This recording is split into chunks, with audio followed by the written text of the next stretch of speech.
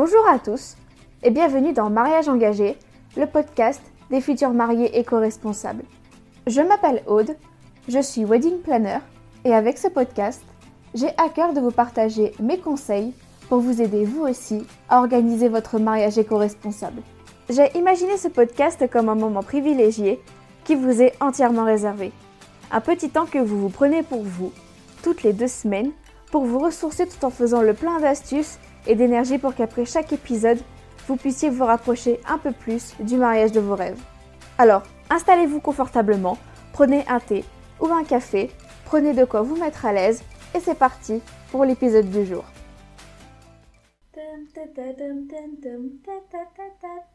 Et salut à tous, hello tout le monde. Je suis ravie de vous retrouver parce que ça y est, après 2 mois d'attente, c'est parti pour la saison 2 de Mariage engagé, la grande reprise, celle que vous attendiez avec impatience, la reprise de notre podcast de mariage éco-responsable préféré. Bon, en même temps, c'est un peu le seul qui existe en ce moment, vous me direz. Mais voilà, je voulais faire une intro un peu originale pour marquer le coup. C'est pas tous les jours qu'on inaugure une nouvelle saison de son podcast, surtout que la première s'est extrêmement bien passée. Voilà, j'ai été très ravie de tous les retours que j'ai eus sur mon podcast, les personnes qui m'ont découvert grâce à ce podcast, qui ont adoré mes conseils, qui me suivent sur Instagram, qui travaillent même peut-être avec moi aujourd'hui grâce à mon podcast. Gros big up à vous, je vous remercie encore de votre confiance. Et comme vous le savez, parce que je vous en ai beaucoup parlé si vous me suivez sur Instagram ou si vous êtes abonné à ma newsletter, dans tous les cas, comme d'habitude, on reprend la même chanson, tous les liens seront disponibles dans la description. Et bien cette année, le podcast passe à un épisode par semaine au lieu d'un épisode toutes les 2 semaines comme c'était le cas en 2021. Et puisque vous, comme moi, avions particulièrement apprécié les épisodes interview, et bien je vais reconduire ce format en 2022 à une plus haute fréquence puisque, si tout va bien, vous aurez une nouvelle interview toutes les 2 semaines. Et cette année, enfin, après des mois de teasing, même moi, je ne commençais à ne plus y croire. Et bien ça y est, je suis motivée, je suis survoltée, je veux faire des interviews avec des futurs mariés. Il y en a déjà qui sont prévus au moment où j'enregistre cet épisode et j'ai évidemment hâte de partager tout ça avec vous puisque déjà le but de ce podcast, j'ai déjà dit, mais c'est un podcast de mariage, donc évidemment c'est plus que logique d'inviter des futurs mariés à parler de mariage et donner des conseils de futurs mariés vers les futurs mariés. Mais trêve de bavardage, passons aujourd'hui à l'épisode du jour qui, comme vous l'avez vu pour inaugurer cette saison, j'ai choisi de porter cet épisode sur le thème « Quels critères pour choisir sa wedding planner ?» Vraiment, quelles sont les choses que vous devez regarder au moment d'engager une wedding planner. Je sais que c'est quelque chose qui est un peu flou pour certaines personnes et ça tombe bien puisque je suis wedding planner, donc forcément ça me connaît et je peux vous livrer mes conseils, mes astuces pour vraiment choisir une wedding planner de qualité. Encore une fois, je le répète, mes formats de liste obligent, je suis bien obligée de le rappeler, ce n'est qu'un avis subjectif. Je me base sur ma propre expérience, sur les différentes conversations que j'ai pu avoir avec des futurs mariés qui m'ont dit ce qu'elles pouvaient attendre d'une wedding planner, les éléments qu'elles regarderaient si jamais elles engageraient une wedding planner. Même pour celles qui ont déjà engagé une wedding planner, eh bien, j'ai eu le plaisir de parler avec cette personne qui m'ont un peu raconté leur expérience, comment ça s'était passé, ce qu'elles avaient retrouvé, ce qu'elles aimeraient retrouver chez une wedding planner. Et donc je me suis servi de ces informations et aussi de mon propre vécu et du recul que j'ai aussi sur mon métier parce que c'est bien de pratiquer mais il faut savoir aussi être objectif et avoir le recul nécessaire pour interroger les choses parce que sinon ça ne sert à rien. Et je me suis posé la question, si jamais j'étais une future mariée et que je cherchais une wedding planner, quels sont les critères, quelles sont les choses que j'aimerais retrouver le plus chez elle. Mais avant cela, vous me connaissez, je ne fais jamais d'épisode sans remettre un peu de contexte parce que sinon, encore une fois, je trouve que ça ne sert à rien. Je vais pas juste vous balancer les critères et ensuite m'en aller, hop, c'est parti. Mais je vais déjà commencer par une question simple, à savoir qu'est-ce qu'une wedding planner parce que je pars bien du principe que même si ce métier est assez démocratisé dans la culture française aujourd'hui, il est tout de même assez récent. On parle d'un métier qui a quand même une 20aine d'années et je suis consciente qu'il y a quand même toujours des personnes qui peuvent écouter ce podcast et qui n'ont pas forcément d'idée, qui ne savent pas ce qu'est une wedding planner. Et c'est pour ça que je vais répondre à cette question pour démarrer cet épisode. Donc qu'est-ce qu'une wedding planner ? Donc j'ai pris la définition de l'ASSOCEM, à savoir l'Association des consultants en mariage, et eux, autant vous dire que ce sont les big boss au niveau du mariage. Ils ont une école de formation depuis des années, ils ont formé énormément de professionnels du mariage, tant en wedding planner qu'en wedding designer ou même en officiant de cérémonie laïque. Vous inquiétez pas, il y a des épisodes sur ces sujets-là qui sont réservés pour 2022. Et comme j'adore prendre des sources sûres pour étayer mes propos, c'est tout naturellement que j'ai pris leur définition d'une wedding planner.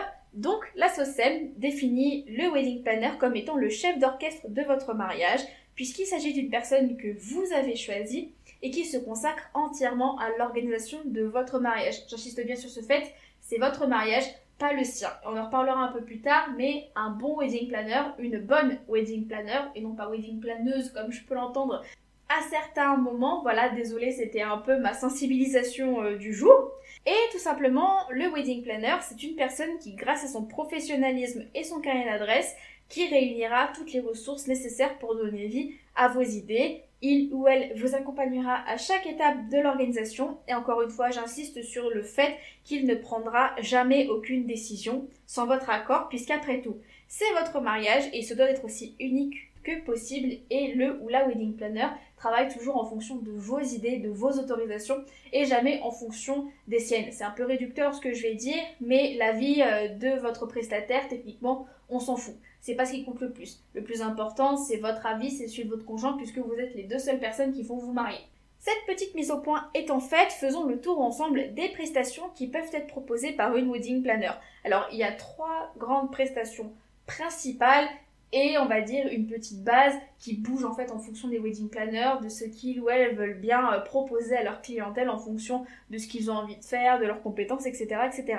Donc tout d'abord, on a la première prestation la plus connue puisqu'elle est la plus complète, c'est l'organisation de votre mariage de A à Z. C'est pas pour rien que c'est la prestation la plus populaire auprès des futurs mariés, puisque c'est une prestation qui est idéale si vous n'avez pas énormément de temps pour organiser votre mariage et que vous souhaitez un rendu à votre image et à la fois professionnel, puisqu'après tout, le wedding planner est une personne professionnelle.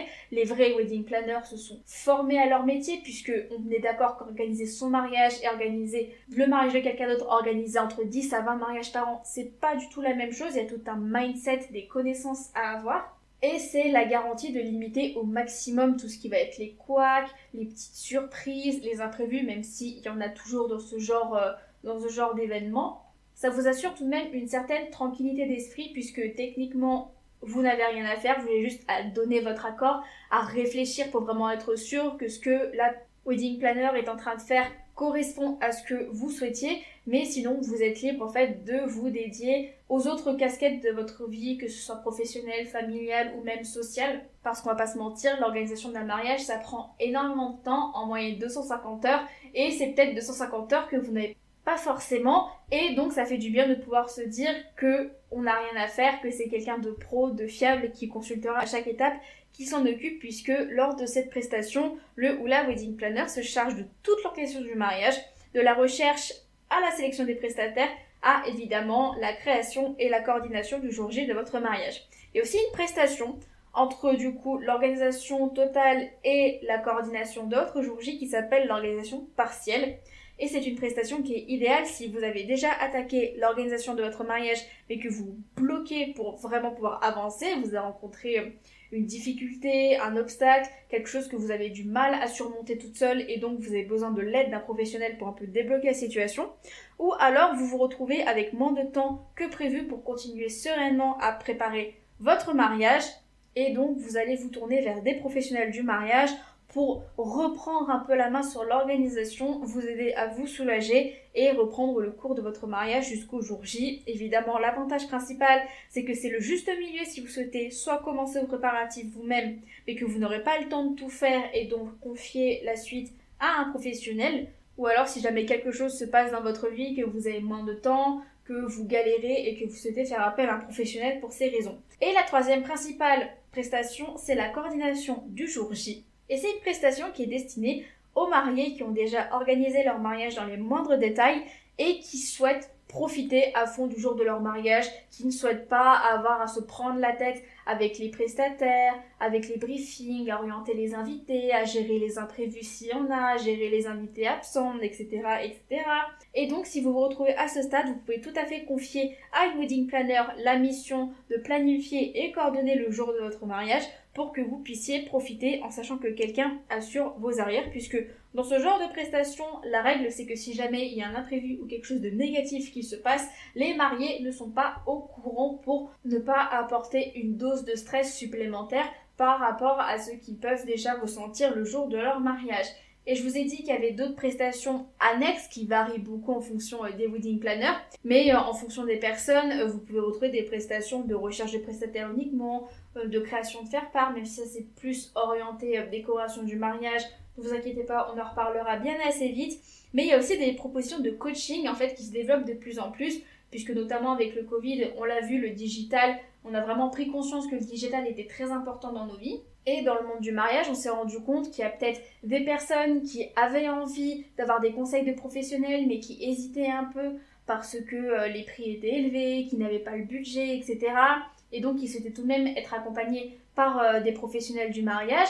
Et donc, c'est ce genre de prestation, en fait, on va vous accompagner, on va répondre à vos questions si vous avez des difficultés, on va vraiment vous guider pour que l'organisation de votre mariage soit aussi parfaite que vous le souhaitiez, etc., etc. Et c'est donc en fait tout ce que je vais proposer dans mon coaching Magic Wedding qui sort la semaine prochaine, mais ça je vous en reparlerai un peu plus en détail en fin d'épisode. Et juste, je parlais de prestations de décoration il y a quelques secondes, mais ça ce sera un sujet dédié à une interview qui arrivera très bientôt, mais il ne faut surtout pas confondre le ou la wedding planner avec le ou la wedding designer, et qui est le décorateur, la décoratrice de mariage, puisque cette personne s'occupe uniquement de la décoration de votre mariage, elle ne s'occupe pas de l'organisation en tant que telle, tout comme la wedding planner, si elle n'est pas wedding designer, s'occupe uniquement de l'organisation et pas de la décoration. Et ça encore une fois, c'est quelque chose qu'on parlera dans un prochain épisode. Avant de passer aux critères pour bien choisir sa wedding planner, je voulais juste vous avertir que dans la version retranscrite de l'épisode, vous trouverez les raisons pour lesquelles je conseille aux futurs mariés d'engager une wedding planner. Je les ai pas inclus dans l'épisode parce que je me suis dit que pour une première fois, l'épisode va quand même être assez long. Et donc, je vous invite un peu à considérer ça comme un bonus. Voilà, c'est cadeau. Si vous souhaitez avoir plus de conseils, si vous souhaitez avoir les raisons pour lesquelles vous devez engager une wedding planner, peut-être pour vous dire, vous poser la question, est-ce que j'ai réellement besoin d'une wedding planner? Eh bien, n'hésitez pas à vous rendre dans l'article de blog rattaché à cet épisode de podcast. Encore une fois, le lien est dans la description pour en savoir un petit peu plus. Sans plus tarder, on va attaquer maintenant les 11 critères pour bien choisir sa wedding planner. Et dernier petit disclaimer avant de passer à la liste, ce n'est pas une liste qui est classée par ordre d'importance. Pour moi, c'est un peu tous des critères qui ont la même importance, qui doivent avoir la même importance à vos yeux. Et en fait, ce sera surtout à vous de vous poser avec cette liste et de vous dire qu'est-ce qui est moi ma priorité? Est-ce que je vais plus faire attention à sa formation? Est-ce que je vais plus faire attention à son style? Est-ce que je vais plus faire attention à son prix? Etc. etc.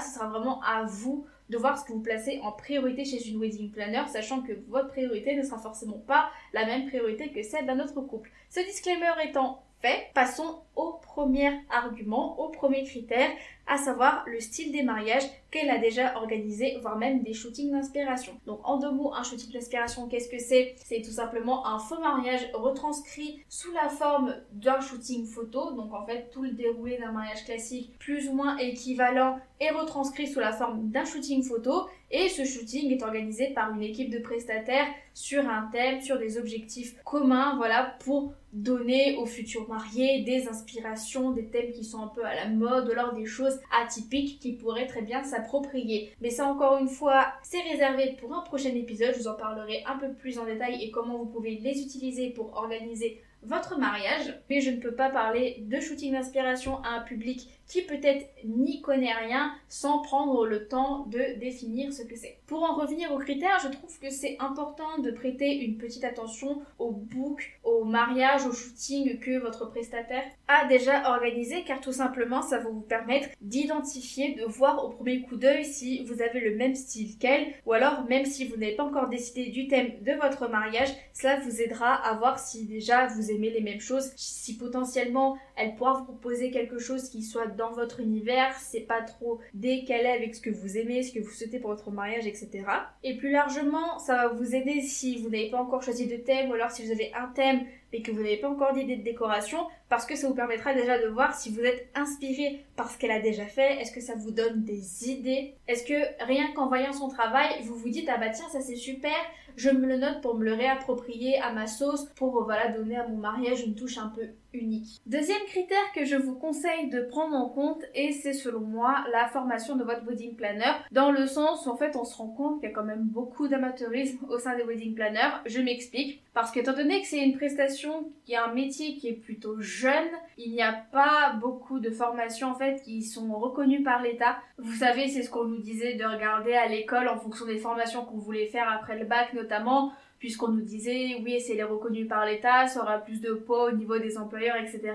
C'est un peu la même chose pour les métiers du mariage, sauf que pour le moment, de ce que j'ai cru voir, il n'y a qu'une seule école qui propose en fait un diplôme en 3 ans après le bac pour justement amener à une certification wedding planner, et c'est l'école Jaelis. Mais sinon pour la plupart des écoles qui amènent au métier du mariage, en fait c'est des formations qui ne sont pas reconnues par l'État, puisque pour devenir wedding planner, il n'y a pas spécialement de barrière à l'entrée. C'est-à-dire que quand vous allez prendre une offre d'emploi classique, bien vous allez certainement voir, il faut un bac plus 5 en ingénierie chimie, ou je ne sais pas, ça dépend du métier que vous visez. Alors que pour être wedding planner, en fait, vous avez juste à vous inscrire à l'URSSAF, avoir votre numéro de SIRET, créer votre page Instagram, votre site internet, vous dites que vous êtes wedding planner, et en vrai, personne ne va venir vérifier si c'est vrai ou pas. Enfin, tout le monde aujourd'hui peut dire qu'on est wedding planner, sauf que regardons la réalité en face. On n'organise pas son mariage comme on organise un anniversaire, comme on organise un dîner entre amis, etc., etc.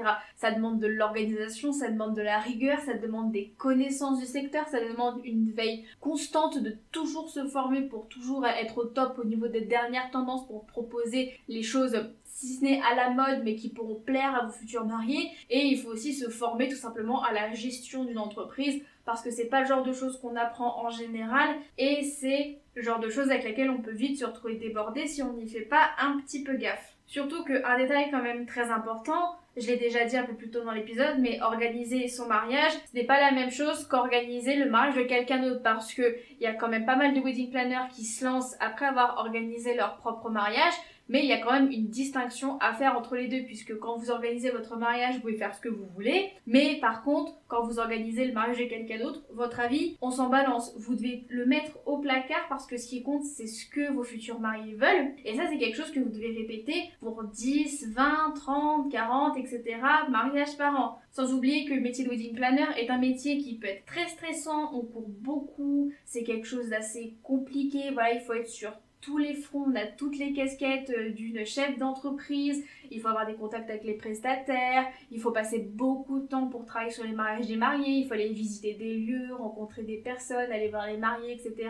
C'est pas un métier de strass et paillettes comme on peut souvent le penser, parce que même le jour du mariage, on s'assoit réellement sur une chaise, on se repose pas souvent, parce que il faut aller briefer les prestataires, il faut rediriger les invités, il faut aider le photographe à réunir tout le monde pour le photo de groupe, etc. Bon, je pourrais faire un épisode entier sur toutes les missions d'une wedding planner le jour de son mariage, mais bon, ce n'est pas le but de cet épisode, et je ne suis pas sûre qu'à la longue ce serait quelque chose de très intéressant. Mais voilà, s'il y a une chose que vous devez retenir, c'est que c'est mieux en fait de choisir une wedding planner qui est formée par une école qui est reconnue et qui a formé beaucoup de professionnels du mariage. Donc encore une fois, dans l'article, je vous mets quelques exemples d'écoles qui sont reconnues. Point numéro 3, je l'ai un petit peu abordé pareil dans le second point, mais il faut absolument que l'entreprise soit déclarée, notamment avec le numéro de SIRET. Donc le numéro de SIRET, c'est une immatriculation en fait de 14 chiffres et qui permet en fait de reconnaître un auto-entrepreneur au quotidien. Bon, c'est un peu comme la plaque d'immatriculation de votre voiture avec la carte grise, c'est ce qui permet de reconnaître le véhicule et ce qui permet de faire des démarches. Vous pouvez constater que lorsque vous n'avez pas de carte grise, c'est compliqué de faire les démarches au niveau de votre véhicule. Et bien pour une entreprise, c'est la même chose. Si elle n'a pas de numéro SIRET, si elle n'est pas déclarée, tout simplement, elle travaille au noir et elle travaille dans l'illégalité, et c'est beaucoup plus difficile d'avoir gain de cause en cas de litige si la personne que vous engagez travaillait au noir, n'était pas déclarée, plutôt que si c'était le cas, vous êtes beaucoup moins accompagné. C'est aussi un petit point que je voulais porter à votre connaissance, parce que je sais qu'il y a pas mal de prestataires qui proposent leurs services, notamment sur Le Bon Coin. Sauf que je vous invite à faire attention parce que ces prestataires-là ne sont pas toujours déclarés. Et parfois, je sais que ça peut faire rêver parce qu'ils proposent des prix à un tarif qui défie toute concurrence. Mais le revers de la médaille, c'est que vous n'aurez peut-être pas un service aussi professionnel que si ça a été fait par quelqu'un qui a été formé et qui a une entreprise déclarée, et donc si jamais vous avez un problème, ça peut vous jouer des tours, donc n'hésitez pas à faire très attention à ce point-là. Point numéro 4, critère essentiel que je vous conseille de prendre en compte dans votre choix d'une wedding planner, c'est tout simplement sa proximité géographique. Bon, je ne vais pas m'étendre plus longtemps là-dessus. C'est que si jamais votre wedding planner est spécialisé sur une région, sur un secteur en particulier, eh bien ce sera plus pratique pour elle de mieux connaître les prestataires de la région. Elle pourra passer plus de temps à aller les rencontrer, à discuter, à vraiment créer des liens de confiance, ce qui est beaucoup plus difficile quand une wedding planner est par exemple spécialisée sur toute la France. Déjà, c'est beaucoup plus compliqué pour vous parce que la personne que vous allez choisir ne sera peut-être pas tout le temps disponible pour vous voir en présentiel, si elle est sur des mariages à Nîmes et que vous êtes à Brest par exemple. Et surtout, plus notre zone géographique est grande, et bien moins on a le temps en fait de parler, de vraiment avoir des relations de confiance avec chaque prestataire. Parce que bon, pour moi c'est un peu l'une de mes valeurs. Je place l'humain au centre de mes échanges en tant qu'entreprise éco-responsable. En même temps, je ne me vois mal faire autrement. Et pour moi, c'est tout simplement l'une des priorités pour vraiment pouvoir recommander des personnes qui sont adaptées aux envies des futurs mariés, de vraiment prendre le temps de développer des relations de qualité en travaillant avec eux, en discutant, en se rencontrant dans des événements spécialisés, etc., etc. Donc la proximité géographique est vraiment un élément que je vous conseille de prendre en compte. Je vous conseille aussi de prendre en compte le feeling, et ce qui est pour moi en fait l'un des critères les plus importants. Parce que si jamais vous n'êtes pas en confiance, vous n'êtes pas à l'aise avec la personne, vous avez peur de poser certaines questions, mais vous vous dites « Oh mais j'ai déjà passé 6 mois à la chercher, j'ai peur de ne pas réussir à la trouver, je vais un peu la prendre par dépit. » Eh bien, mauvaise nouvelle, il y a peu de chances que ça passe si vous n'avez pas cette relation de confiance au départ. Vraiment, si vous n'avez pas le feeling, c'est pas la peine d'aller plus loin. Franchement, je le dis, je le répète, même si vous avez peur de prendre du retard par rapport à votre recherche de prestataire, que vous avez peur de ne pas réussir à trouver, vous arriverez toujours à trouver, même si évidemment ça devient de plus en plus compliqué. Je pense quand même qu'il vaut mieux passer plus de temps à chercher et être sûr de trouver une personne qui vous corresponde, avec laquelle vous avez un feeling, que vous êtes en confiance avec cette personne, plutôt que de partir avec quelqu'un envers qui vous n'avez pas confiance. Ça ne marchera jamais. Il n'y a aucune configuration où ça ne marchera de travailler avec quelqu'un avec lequel vous n'êtes pas en confiance totale. 6e critère essentiel pour moi, c'est son organisation. Alors, organisation, c'est un mot un peu vaste. Il y a beaucoup de choses qui peuvent rentrer dedans. Et c'est sûr que si vous contactez quelqu'un pour la première fois, vous avez un peu de difficulté à voir si elle est organisée tout au long du processus. Mais il y a quelques éléments qui peuvent vous mettre sur la piste parce qu'en général, c'est un peu comme tout, si jamais c'est défaillant au début, il n'y a pas vraiment beaucoup de chances pour que ça ne soit pas par la suite. Par exemple, vous pouvez être attentive à ses explications par rapport au processus. Est-ce qu'elle vous explique bien comment ça va se passer? Est-ce que ces explications sont claires? Est-ce qu'elle prend bien le temps de répondre à vos questions? Alors vous voyez que vraiment ça la fait chier de répondre à vos questions parce qu'elle considère un peu que vos questions sont bêtes et que c'est quelque chose que vous devriez savoir. Spoiler, non. Mais surtout sur des prestations comme celle-là, des prestations qui sont encore peu connues, et je peux comprendre que lorsque vous voulez passer par une wedding planner, que vous envisagez de passer par une wedding planner, vous savez pas forcément comment ça se passe, et évidemment le but du jeu c'est évidemment qu'on vous rassure. Et bien si quelqu'un prend le temps de vous expliquer étape par étape ce qu'elle va faire, comment ça va se passer, les outils qu'elle va utiliser, comment elle va rester en contact avec vous, etc., etc., eh bien vous êtes déjà plus en confiance que si jamais la personne ne vous expliquait rien, ne prenait pas le temps de répondre à vos questions, en bref, n'était pas disponible, vous êtes juste en fait un numéro de facture, un virement qu'elle va recevoir sur son compte bancaire, etc.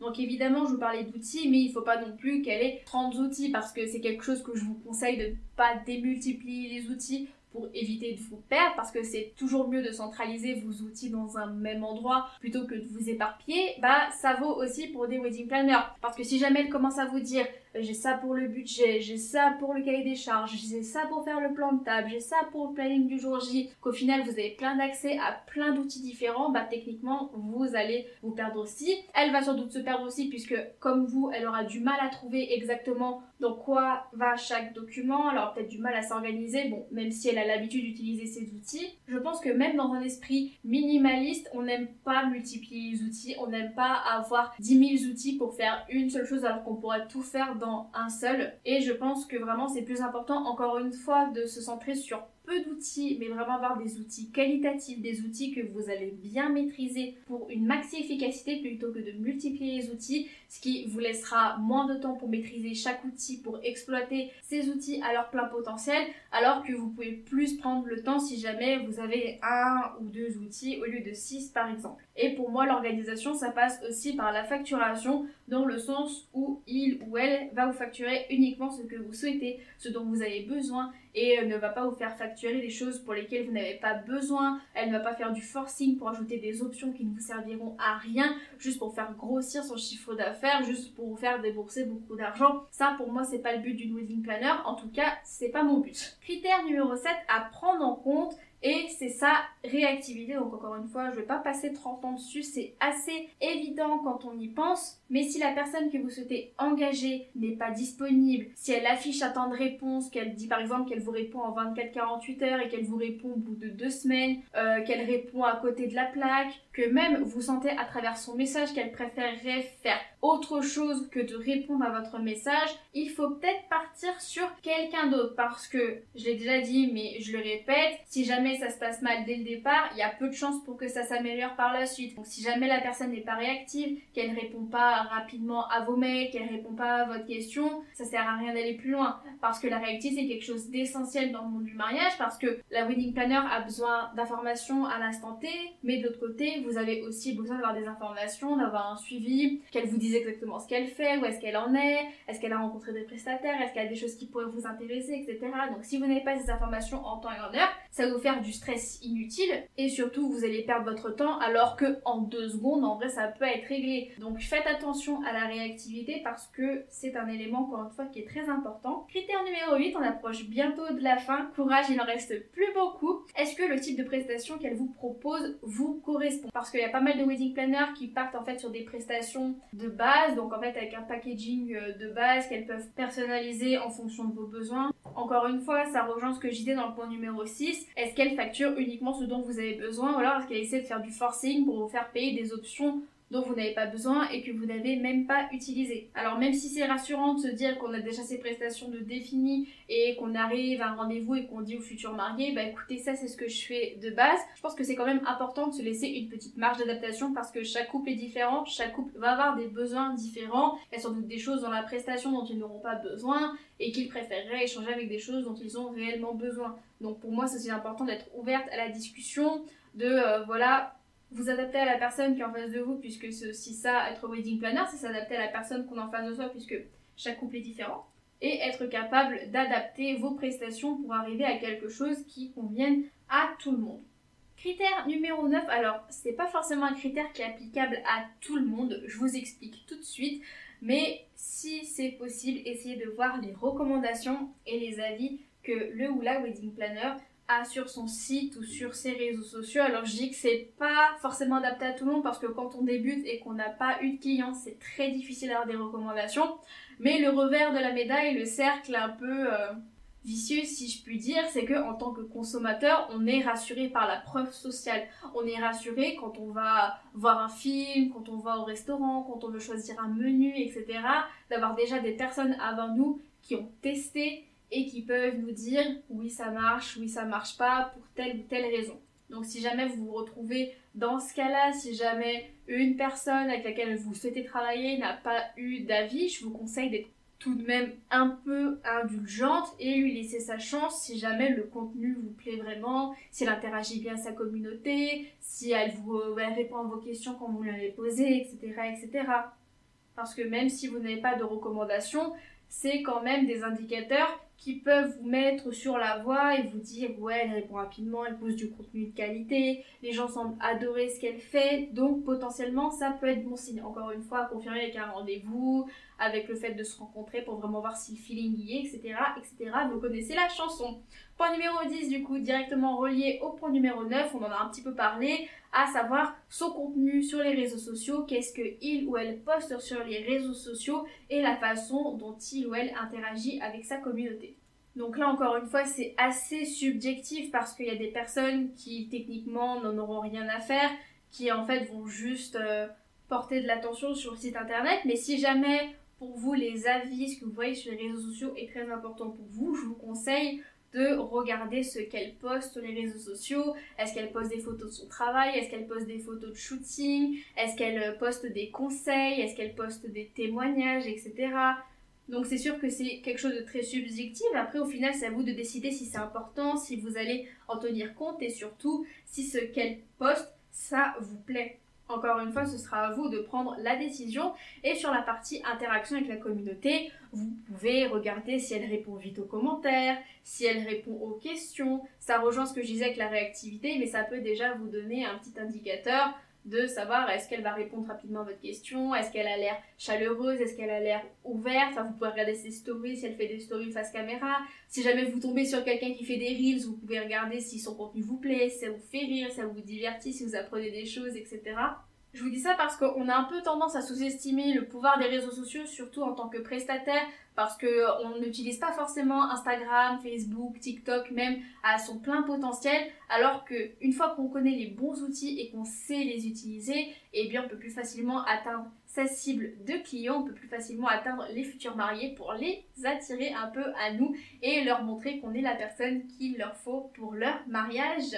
Et on va terminer cet épisode avec le point numéro 11, à savoir est-ce que le ou la wedding planner vous écoute, est-ce qu'elle a bien compris ce que vous souhaitez. C'est aussi un critère important parce que je l'ai déjà dit, je le répète depuis plus d'un an maintenant si vous me suivez depuis mes tout débuts sur Instagram, c'est votre mariage. C'est pas le mariage de la wedding planner. Et une wedding planner qui est professionnelle, elle n'organisera jamais les choses comme elle le souhaite. Elle organisera toujours les choses comme vous le souhaitez parce que c'est votre mariage, c'est pas le sien. Et elle l'organise selon vos souhaits. Donc encore une fois, ça permet de faire un lien avec notamment la facturation personnalisée puisque déjà rien qu'au niveau du devis, quand elle va vous l'envoyer, ça va déjà montrer qu'elle a bien pris le temps d'analyser vos besoins, qu'elle a bien pris le temps de vous laisser parler, qu'elle n'a pas monopolisé la parole, qu'elle a su vous poser les bonnes questions pour vous faire dire exactement qu'est-ce que vous attendiez d'une wedding planner,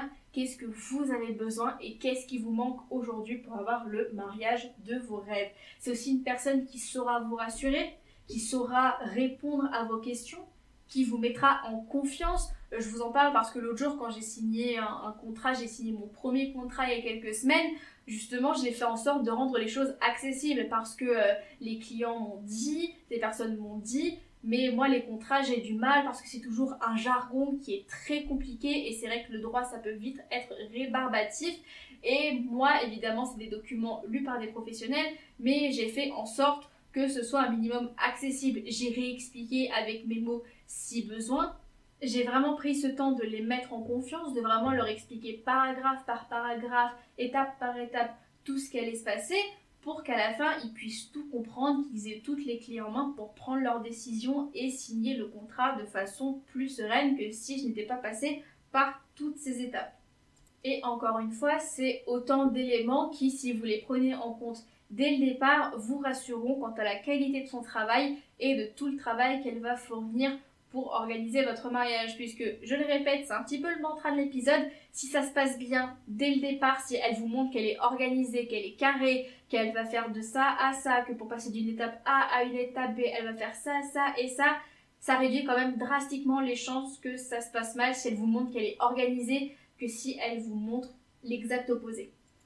Et ben écoutez, voilà, ça y est, on a terminé le contenu principal de l'épisode, les 11 critères que je vous conseille de prendre en compte lorsque vous souhaitez choisir une wedding planner. Alors je vous fais un petit récapitulatif. Tout d'abord, on a vu le style des mariages ou des shootings d'inspiration qu'elle a déjà organisé, la formation, si son entreprise est déclarée, la proximité géographique, le feeling, son organisation, sa réactivité, le type de prestation si ça vous correspond, les recommandations et les avis, son contenu sur les réseaux sociaux et son interaction avec sa communauté, et enfin ses capacités d'écoute en fonction de vos besoins. Encore une fois, j'espère que cet épisode vous aura plu, j'espère que ce contenu vous aura plu et qu'il vous sera d'une grande aide pour choisir votre wedding planner. Si vous avez encore des questions à ce sujet, surtout n'hésitez pas. J'en profite pour faire un petit appel si jamais vous êtes des futurs mariés qui se trouvent sur la région Rhône-Alpes ou alors sur la région Midi-Pyrénées, l'ancienne région Midi-Pyrénées, l'actuelle Occitanie. Eh bien, si jamais vous souhaitez travailler avec moi, si jamais vous souhaitez me faire confiance et me confier l'organisation du plus beau jour de votre vie, eh bien, n'hésitez pas à réserver votre appel découverte. Je vous mets le lien dans la description. C'est un rendez-vous qui est gratuit et qui est sans engagement. Et pendant 1 heure, on va vraiment prendre le temps de discuter, donc autour d'un thé, d'un café, ce que vous voulez. On va vraiment prendre le temps de discuter de votre mariage, de ce que vous souhaitez, de comment est-ce que vous voyez les choses pour que je puisse après vous proposer un devis, une proposition qui corresponde à vos besoins et qui correspondent également à votre budget. C'est un rendez-vous gratuit, je tiens à le préciser, et je ne vais pas vous forcer à signer avec moi si jamais vous ne le souhaitez pas. Donc si c'est quelque chose qui peut vous intéresser, je vous laisse le lien dans la description. Je ne vais pas m'étendre plus longtemps, je vous remercie d'être arrivé jusqu'au bout de cet épisode, j'espère qu'il vous aura plu, et surtout n'oubliez pas qu'on se retrouve dès la semaine prochaine pour un nouvel épisode de Mariage engagé et surtout pour la première interview de l'année 2022. Je vous dis à très vite, je vais passer une excellente semaine et je vous dis à la semaine prochaine. Cet épisode est désormais terminé. Merci à vous de l'avoir écouté jusqu'au bout. J'espère qu'il vous a plu et qu'il va vous aider pour l'organisation de votre mariage. Vous retrouverez toutes les notes sur mon site audegrosbois.com/podcast si vous souhaitez revoir les grandes lignes de cet épisode. Et si vous souhaitez me soutenir et soutenir le podcast, n'hésitez pas à me laisser 5 étoiles sur Apple Podcast et à me laisser un petit commentaire si votre plateforme le permet. Je serai ravie d'avoir vos retours et cela m'aidera grandement à m'améliorer et à vous fournir des astuces toujours plus concrètes pour vous aider à organiser votre mariage éco-responsable. Je vous souhaite très fort de passer une excellente journée et je vous dis à très bientôt pour un prochain épisode de Mariage engagé, le podcast des futurs mariés éco-responsables. À très vite!